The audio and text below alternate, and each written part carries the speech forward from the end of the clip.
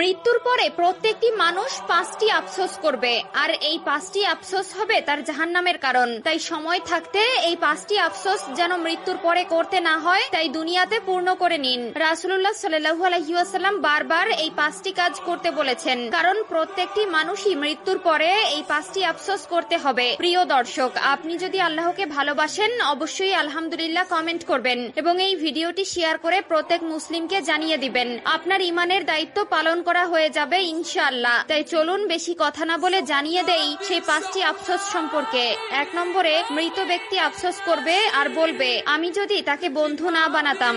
দুনিয়ায় একটি কথা প্রচলন আছে, আপনি যদি 5 জন ডাকাতের সাথে সম্পর্ক রাখেন 6 নম্বর ডাকাত আপনি হবেন, এবং আপনি যদি 5 জন আলেমের সাথে সম্পর্ক রাখেন 6 নম্বর দিনদার মানুষটি আপনি হবেন। তার মানে আমাদের জীবনে এমন বন্ধু বানানো যাবে না যে বন্ধু আমার জাহান্নামের কারণ হবে। সঙ্গ দোষে হয়তো আপনিও নিজের জীবনকে বেখেয়ালে কাটিয়ে দিবেন, কিন্তু পরকালে আল্লাহর কাঠগড়ায় যখন দাঁড়াবেন তখন আপনার আফসোস হবে। 2 নম্বরে, মৃত্যুর পরে মানুষ যে আফসোস করবে তা হলো তার আমলনামা নিয়ে। রাসূলুল্লাহ সাল্লাল্লাহু আলাইহি ওয়াসাল্লাম বলেছেন, নেককার মানুষকে তার আমলনামা ডান হাতে দেওয়া হবে এবং জাহান্নামী ব্যক্তিদের আমলনামা পেছন দিক থেকে বাম হাতে দেওয়া হবে। তখন মানুষ আফসোস করবে নিজের আমলনামা দেখে, এবং তার আমলনামায় তার যাবতীয় জীবনের কর্মগুলো উল্লেখিত থাকবে যা তার জাহান্নামে যাওয়ার কারণ হবে। 3 নম্বরে, মৃত্যুর পরে মানুষ যে আফসোস করবে তা হলো, হায় আমি যদি মাটি হয়ে যেতাম।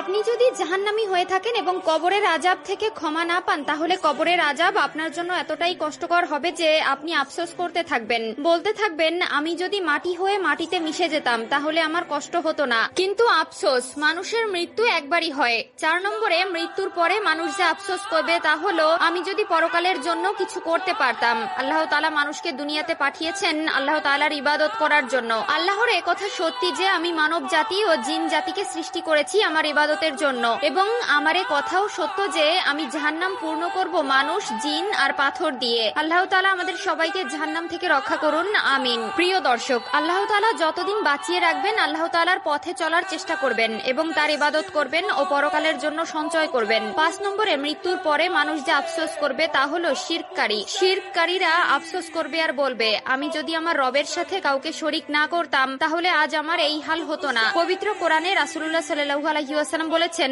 আল্লাহ যাকে ইচ্ছা তাকে ক্ষমা করে দিবেন এবং যে কোনো অজুহাতে তার বান্দাদের মাফ করে দিবেন, কিন্তু শিরককারীকে কখনো ক্ষমা করবেন না। তাই শিরক করা থেকে বিরত থাকবেন এবং অন্যকেও শিরক করার ভয়াবহতা সম্পর্কে জানাবেন। আল্লাহ তাআলা আমাদের সবাইকে সঠিক বুঝ দান করুক, আমিন। মানুষ মারা যাওয়ার সাথে সাথে তার দুনিয়ার সাথে সম্পর্ক শেষ হয়ে যাবে, কিন্তু সে যদি নেককার সন্তান রেখে যায়